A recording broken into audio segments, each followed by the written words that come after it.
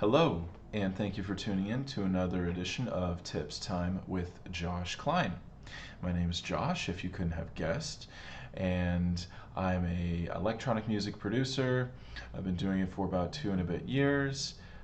If you are interested about learning more about why I started the channel, the message behind it, what my intentions are, please go to the first video that I uploaded. It's a great resource for just learning about all of that.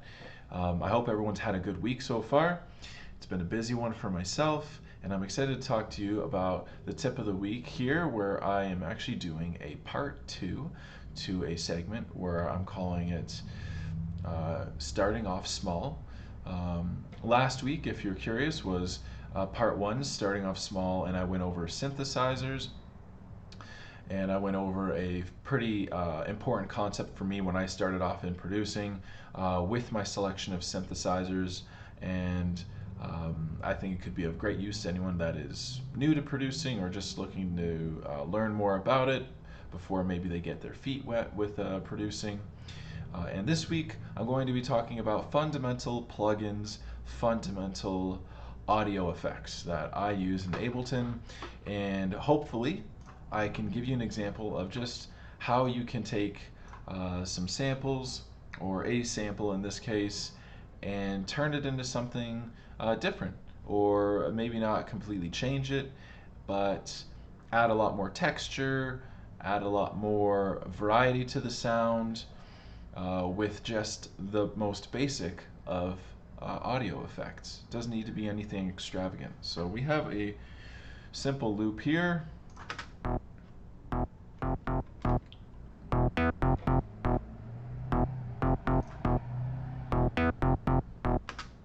Right, so I'm gonna unsolo that because I think when I solo that and I play the audio, it cuts out my mic, so I don't want that. I will solo it when I play it, but anyways, so we have a pretty basic loop here, and it's a great starting point.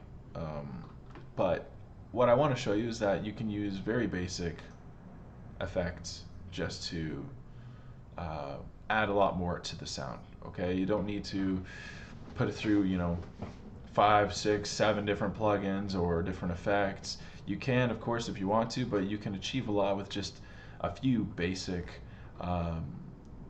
effects that I'll show you here. So obviously, one that I love obviously is delay. Just simple delay. The stock ones in Ableton are the ones that I've been using. I find them very I find all the stock plugins in Ableton very functional and totally fine. So we'll start with this here.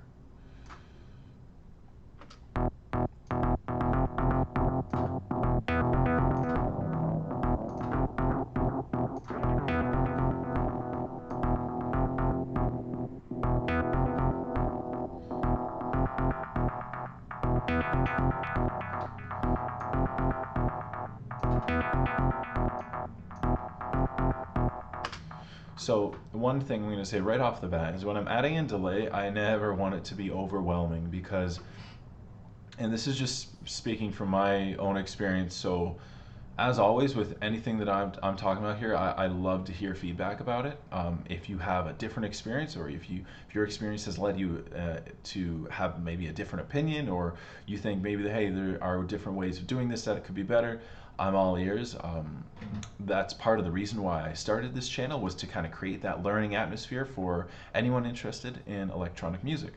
But for me, with delay, I never want it to be overwhelming, because especially in the beginning stages, because if you start off and you have it to be a very long feedback where it's really hanging in the air there, all the effects that you put on afterwards, they're going to be amplified. So I try and keep the delay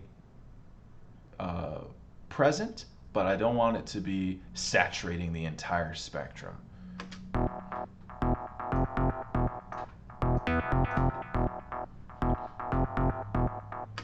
Okay, and then from here, and I will go back and adjust this. I'm going to add some color, so I'm going to just go with a simple saturator.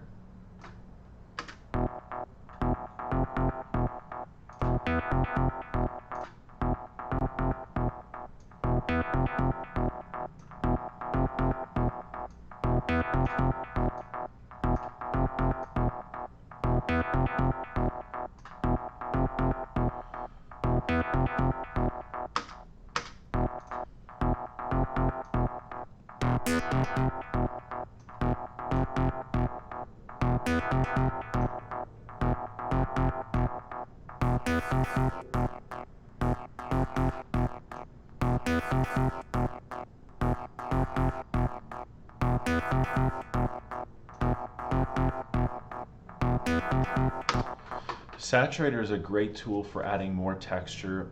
Essentially, saturator is going to be adding harmonics on top of the waveform that you already have. So that's all the saturator is doing. It's adding harmonics, which get amplified obviously with that delay. And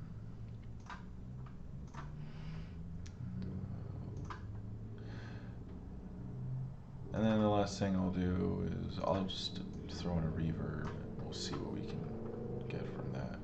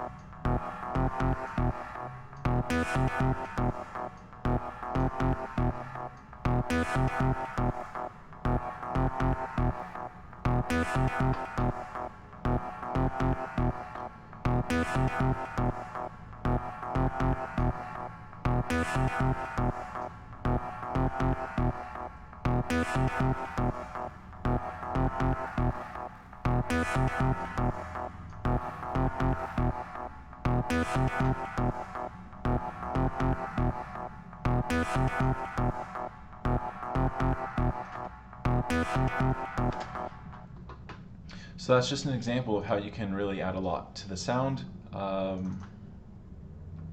have to be selective too where you add that sound, because you have to keep in mind where you want it to sit in the mix later on, where you want that reverberation to be landing. You know, stock plugins, right? Just right off Ableton. So you can do a lot with them. I would highly recommend just pulling out a sample if you can and working with that and mastering individual plugins. You don't have to do them all at once. Just grab the delay and start messing around with that, see how that affects it, see how it combines with different plugins. But yeah, I hope that helped a little bit.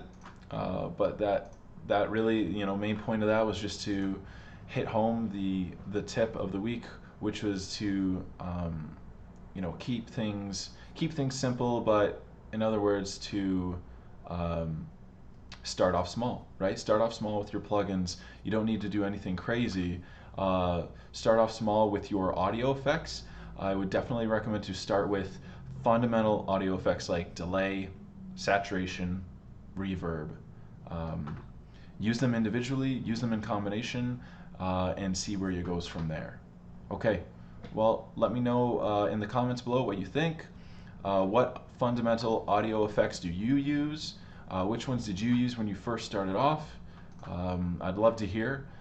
Thanks a lot for tuning in, and I will speak to you all next week. Thanks. Bye.